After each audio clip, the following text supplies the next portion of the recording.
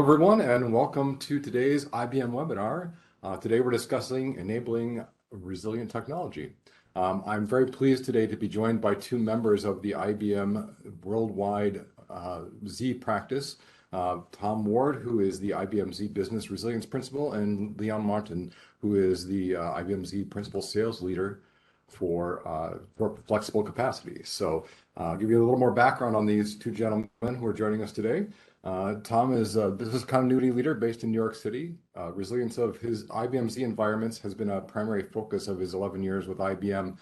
Initially, he was a member of IBM's storage organization, and he helped major international financial services clients improve their resilience during a period of increased regulatory scrutiny. Then he had the opportunity as part of IBM's Global Technology Services Organization to specialize in bringing the extraordinary benefits of GDPS resiliency automation to U.S. clients in many industries. In his current role in the IBM Z Systems organization, he works with clients globally as they evolve and enhance their resilience capacities. Tom joined IBM after completing his MBA at New York University after a 20-year business career in other sectors. We're also very pleased to have Leon Martin join us. He's from the worldwide IBM Z Flexible Capacity Sales Leader. He spent over 30 years with IBM in a variety of roles focused on helping clients succeed with the IBM Z platform. Most recently, he's been responsible for the IBM flexible capacity offerings and tailored fit pricing. So welcome to both of these gentlemen. Before we get into our presentation today, let me give you a little bit of background on Evolving Solutions for those of you who may not know us. Evolving Solutions is a technical solutions provider, and we work with our clients to modernize and automate their business critical applications. We do have a number of clients who are taking advantage of some of the automation technology in GDPS that we're going to be talking about today. So this is near and dear to our hearts. We also focus on what we call modern operations, which is really about how we help our clients transition in a world where they live both inside of their data center as well as inside of a public cloud, and what are the tools and processes that they need to adopt to do that. One of the key things we think about when we talk about modern operations is that it really is about helping our clients take the skills and experience that they have in operating their environment and extending it into this new world. Our clients and their businesses look to our clients to make sure that they are delivering the resilience, the reliability, the availability, and the performance and security that they always have before. But now they're spread out across both public and private worlds, and in a world that's much more unpredictable and requires a greater level of effort than ever to make sure that these things are true. And we've seen over and over again from our clients, they struggle with this because it's a new set of tools and technologies and processes that they need to adopt. But at the core, it's those same capabilities that they've always worked with before. And one of them, honestly, is how they've been able to optimize and gain efficiency in their spend and in their approach to operating their data center. And as we talk about both those things today, please keep in mind that how those things are linked together, and we're looking forward to our conversation. So with that, I'm going to turn it over to Tom Ward and let him get into the details of today's presentation. Tom? Michael, thank you very much. Thanks for the warm welcome, and good day, everyone. We're speaking for Leon and myself. We're both very happy to be here with you today to talk about have a conversation about a topic that's very near and dear to our hearts around enabling system recovery. And I'll begin by maybe making the observation that while that's a wonderful title, enabling system recovery, implicit in that is also executing system recovery.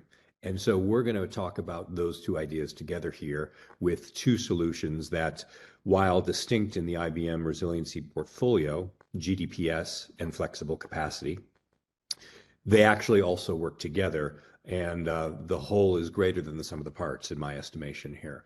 So Leon and I are going to talk with you about these two solutions and engage in this conversation about enabling and executing system recovery in your environments. I'm not going to spend a lot of time here on the sort of the market trends. I think everyone on the line is well aware that business resilience and business continuity are increasingly important conversations as the stakes really rise related to system outages, whether that be disasters or the impacts of even cyber attacks. So we can flip through the next slide here, Leon. And I'll just make the mention that as the stakes rise, the regulators are also getting involved, and they're wanting our businesses to be able to ensure that they can recover in the case of any number of events. So let's move forward and get right into it. So we're talking about interruption events, and that can take a number of stripes here. Obviously, we all understand the planned event, maintenance, facility maintenance, site maintenance. We might also think about the impacts of natural disasters, whether it be weather or some other impact that interrupts our systems. Increasingly, we're also considering ways to predict outage or potential outage and proactively move to safety, almost on our terms rather than on the terms of the event itself. So an incoming hurricane, for example, you have a little bit of notice, and you might be able to make some movement, perhaps to avoid having to react in the moment to the event itself, and proactively get yourself to safety. And as mentioned already, business continuity compliance is increasingly becoming a part of all of our lives, and so we need to think about how we demonstrate that capability here in this new environment. You can go forward, Leon. So the way I look at this, there are 2 points to be addressed here. It's anticipating and then responding to an event, and with the various technologies that we have, we bring to bear here today, synchronous replication, asynchronous copies, point-in-time copies. With every new copy that we're having to manage, the details just get more and more complicated. And so it's when we move to the right side of this chart, the response, that all of this potential complication can trip us up. Manual processes are not the way. And I think everyone probably understands that. There's this tension that happens when the need for speed and the need for precision collide in a manual environment. And the faster you go, the more prone to error you're likely to be. And the slower you go in order to have precision, the more impact time you have. So there's this crazy tension, or not so crazy tension. It's understandable. And the impact of that human error can be things as important as lost data consistency or otherwise a difficulty returning to normal operations. And it's that side of the spectrum here that we are perhaps today very focused on. Yes, preparing and anticipating the potential impact is definitely a part of our work, but it's all in service of the response, and that's where automation comes to play an important role. Leanne, you can flip to the next, please. Delivering execution speed and precision. And this is, as I mentioned, where GDPS, resiliency automation, can really be helpful. For those that aren't familiar with it, GDPS is the market-leading suite of resiliency automation capabilities. It was specifically built by IBM for the IBM Z mainframe and DS8000 platforms.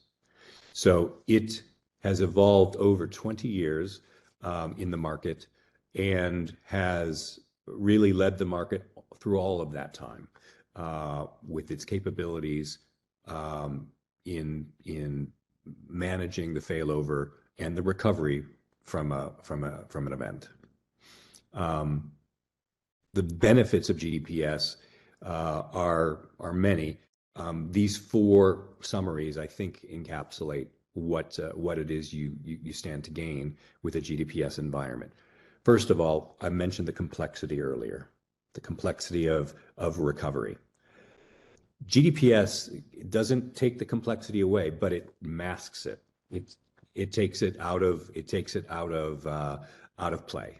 And I'm sorry about the phone and the the doorbell going here. It requires little or no manual effort to execute a complete response. And that is a critical part of that speed of execution that we're talking about. GDPS is also providing a unified point of control in the management of these environments. It simplifies the execution of them, both in recovery actions, but also in standard operational functions. And this last point, I think, says it all. GDPS delivers swift and predictable, consistent, repeatable responses. So when you're initiating, a failover, how it's going to turn out because it turns out that way every time. Go ahead to the next slide, please. So really quickly, some people ask me after talking about those benefits, but what exactly does GDPS do? And so let me just quickly summarize here very succinctly. It monitors and alerts the entire environment. We're talking processors as well as network and storage. It's that unified point of control that I mentioned. So there's server management, sysplex management, storage, replication management. You can see all the layers of control that GDPS exerts. And then it automates functions, many complex functions in the environment, not just the failover actions, but also standard operational functions, day-to-day functions. The activation of temporary capacity, for example, or system recovery boost. The reset of LPARs, of systems. You can see there, it is a comprehensive automation tool in the environment. And I think the critical but maybe less tangible thing that GDPS does is it builds confidence. As I mentioned before, there's a level of consistency that you become as a GDPS clients find out all the time.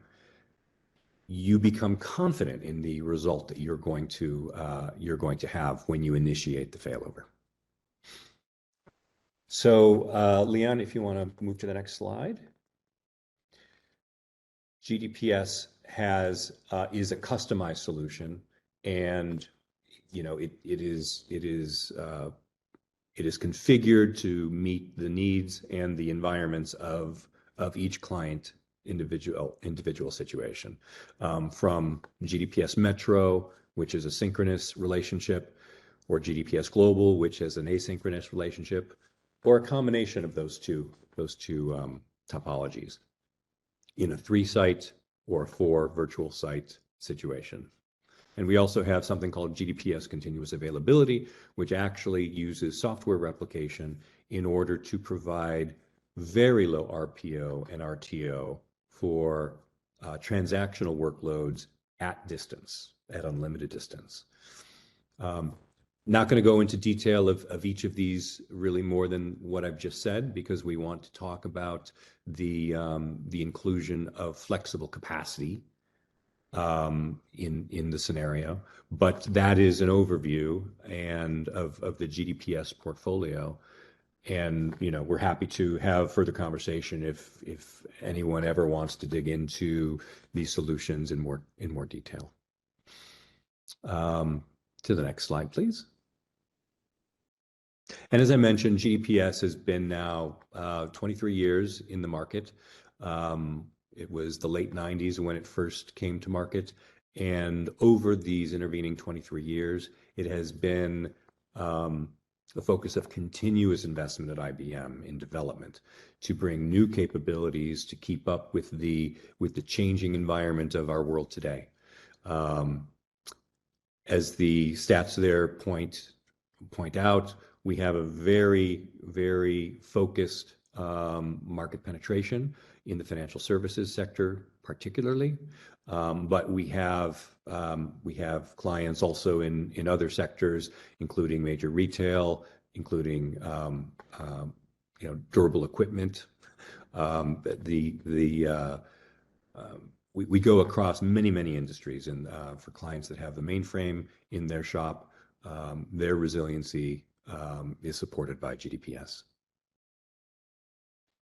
So we're going to now, I'm going to shift gears, and GDPS, as I mentioned, has been in the market for many years. But this year, with the release of the Z16, there is a new capability in the capacity portfolio, which is called flexible capacity. And now flexible capacity and GDPS together can just further support the really important agility that resiliency requires in critical mainframe environments.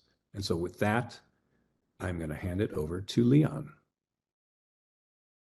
Thank you, Tom, and thank you for the time spent, and thank you Evolving Systems and all the customers on the phone for giving us the opportunity to be here. So just to quickly set the scene a little bit on what I'm going to present. So flexible capacity for cyber resiliency, which is the full name of the product, or the offering, I should say, is a part of the capacity on demand portfolio, and it's part of the replacement upgrade portfolio within that. So as you can see here on this slide, I'm not going to spend a lot of time here. So we have three types of capacity on the mainframe. Permanent upgrades, you're all familiar with that. Temporary upgrades, which I spend a little bit more time, but you can see them on the left-hand side as well on the next slide. And you got replacement upgrades as part of this portfolio. So here you can see an overview with some details, and I'm not going to bore you with all the nitty-gritty details on those offerings, but we're going to spend a lot of time during this presentation on the left-hand side, which is the new introduction that came with the Z16. And you can see the others. The good thing is that all of those offerings are able to work together. So none of these offerings disqualifies the other one, but I will get back to that on the final slide.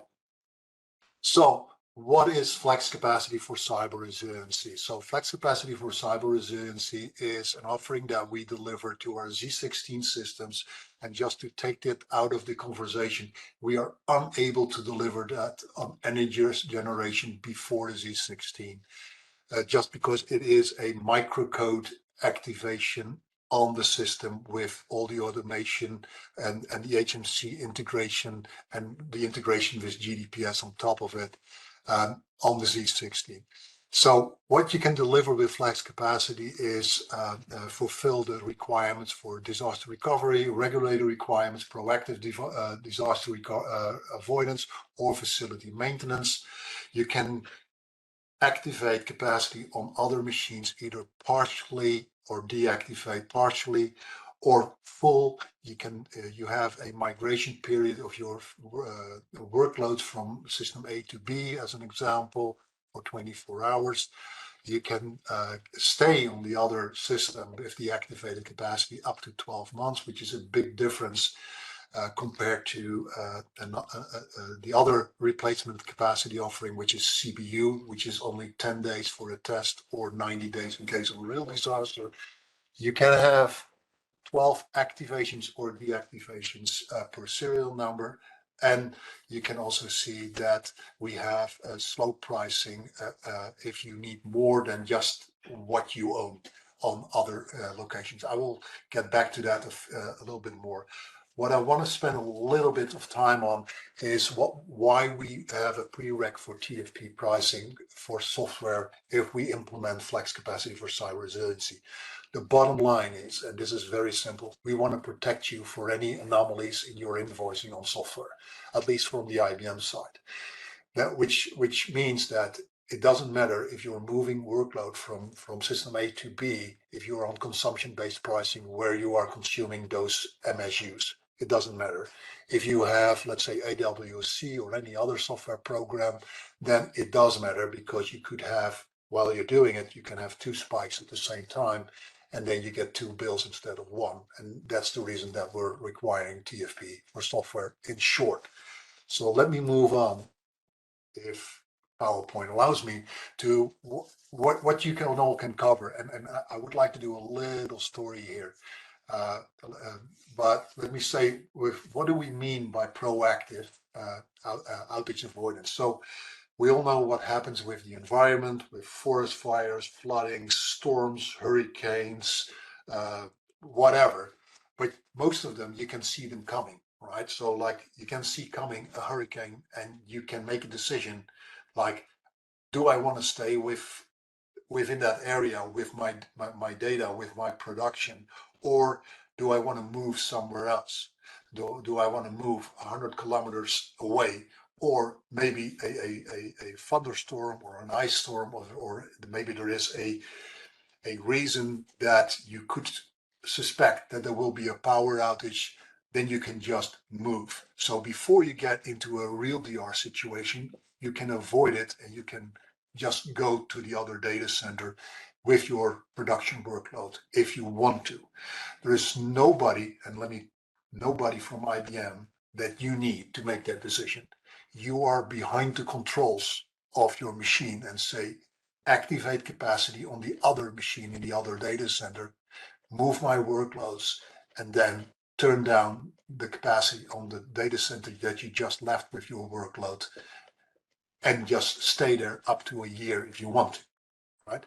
And as already pointed out by Tom, you can use GDPS to automate that and make several scenarios for proactive, or maybe for a regulator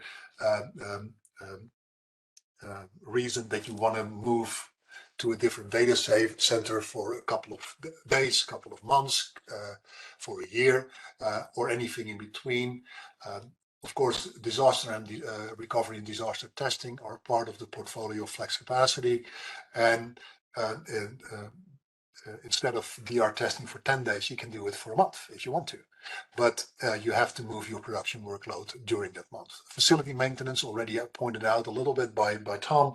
If you, and everybody knows this, human errors in a data center are easy to make, right? If you are moving around boxes, or recabling,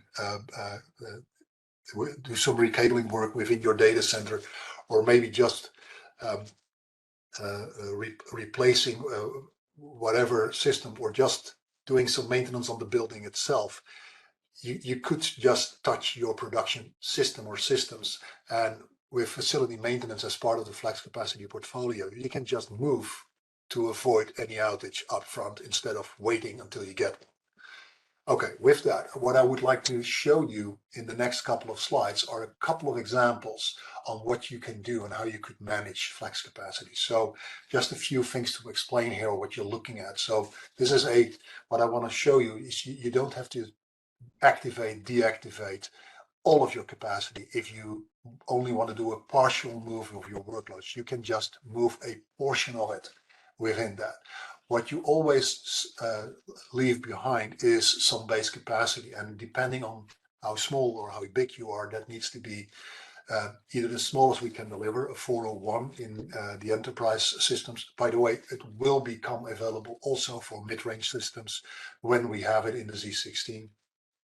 So you leave behind a small, the smallest portion of a 401, or in some cases, but there are that is too much details for this presentation, so it needs to be a 701. If you need to have any information, if that applies to you, just reach out either to your business partner, Evolving Systems, or directly to Tom or myself. So what you're doing, so let's assume that you want to move a portion of your workloads from A to B. So from DC1 to DC2. So you activate a portion of your flex capacity record on the DC2 system or systems, and then you migrate your workloads from DC1 to DC2, and then you go into a split operation. And within 24 hours, you're just switching off the flex capacity record for a portion in DC1. And now you can stay here in this situation if you want to for up to a year or a month or whatever within those 365 days. So what is interesting to know, we already had discussions with customers that said, we have a production system in DC1 and we got a DR system in DC2. Wouldn't it be great if we could split off our def and test and run that in our normal operation in DC2 and keep running our production in DC1 and cross-flip them for regulatory requirements every 3 months? Flex capacity will give you that ability to do something like that, or any other form that you can come up with.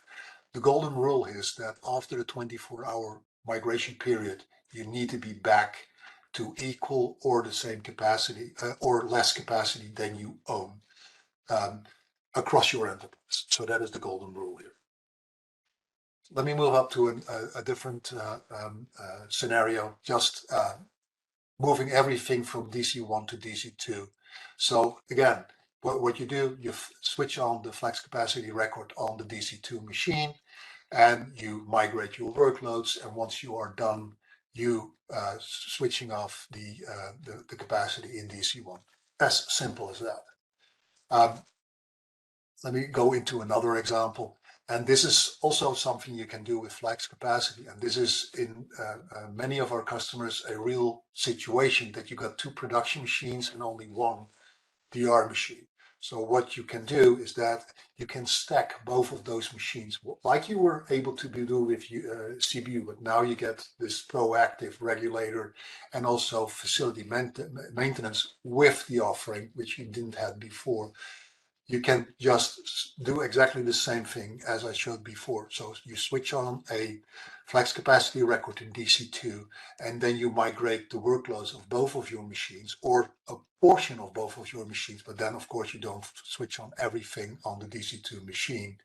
And once you are done migrating your workloads and you are in your normal operation in DC2, then you switch off the flex capacity records in DC1.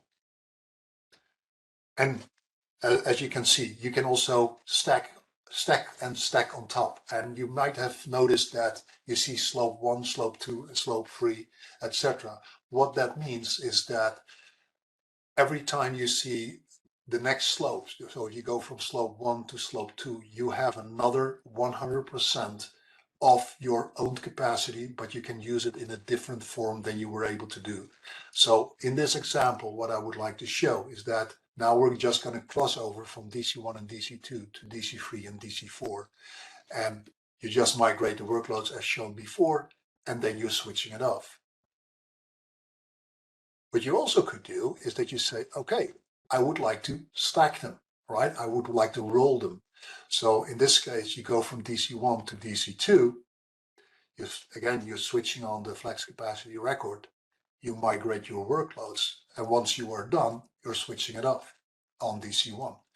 And basically what you could do is you create like a carousel. So you go from DC2 to DC4 in this situation. You could have gone to DC3 as well if you want to, or even split out those the capacity that you have activated on DC2 to DC3 and DC4 if that makes sense in your operation.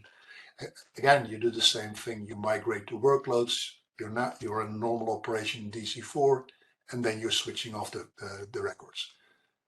As simple as that.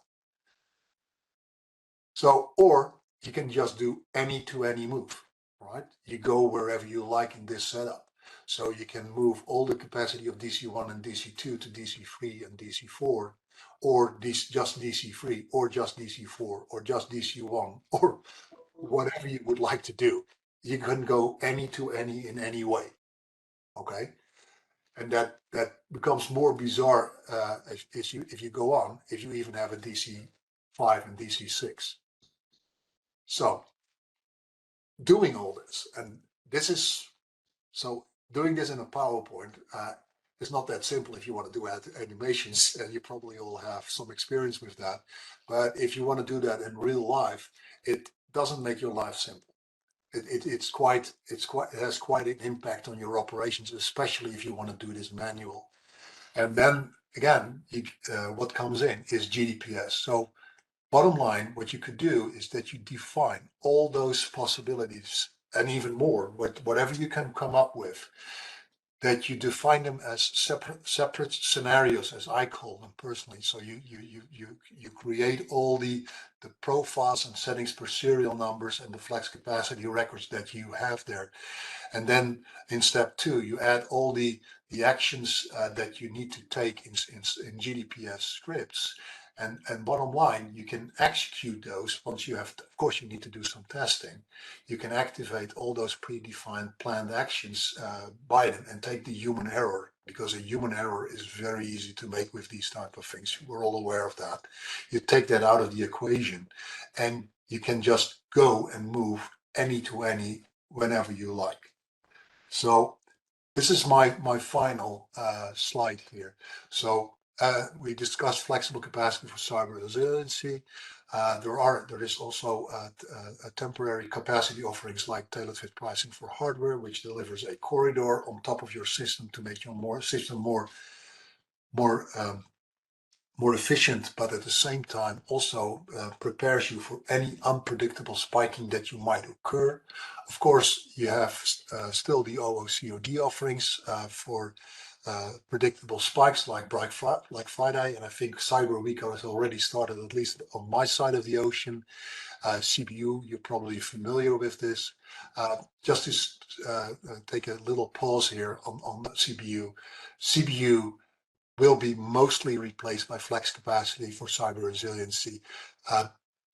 We haven't seen reasons to keep CBU if you implement flexible capacity for cyber resiliency in a proper way, with some minor extensions. So the need for CBU, if you have flex, goes away going forward.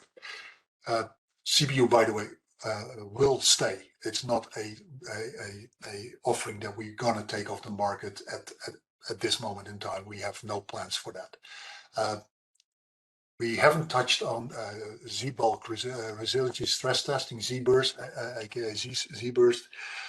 What you should not forget is, and we have seen examples throughout in the world, that if you don't stress out your new applications before you take them in production, you could come into a surprise if your demand in that application is growing year on year on year. We have seen some examples that some applications stopped performing very well, so that will create a resiliency issue and an uptime issue. Or that some applications just choked if they went above a certain amount of transactions. So resiliency also means that you need to stress test any new applications or even existing applications just to make sure that you are able to run your applications even if they grow or they get very big spikes or including unpredictable spikes. System recovery boost, you're probably already familiar with it. It's part of the Z15. It's also part of the Z16, and it will be part of the coming generations. And the upgrade just adds additional ZEEPs that can run during a system recovery, as well as normal general purpose CPUs without paying the general CPU prices for that. With that, I come to the little conclusion here that all of these are working together, and we're looking forward to engage together with evolving systems with you on any of those to give you any additional information that you might need. And with that, back to you, Michael. Thanks, Leon and Tom. Really great content. I think one of the most interesting pieces out of this really is that combination of the flexible pricing that makes the resiliency possible. It's not it's one thing to be able to sort of build the resiliency in and have the capability there on the automation and the things that Z has always been known for, but being able to really back that up with a model that allows clients to operate efficiently inside of their financial window is a huge asset. It demonstrates sort of IBM's innovation and willingness to really lead the market there. So thank you both again for joining us today. If anyone on the call has interest in diving deeper into this, we would be very happy to work with you. Scott Rodin is our IBM Z Systems Specialist here at Evolving Solutions. His email's on the slide there, and we would absolutely love to work with you. And with that, thank you everyone for joining today, and I hope you have a great rest of your week.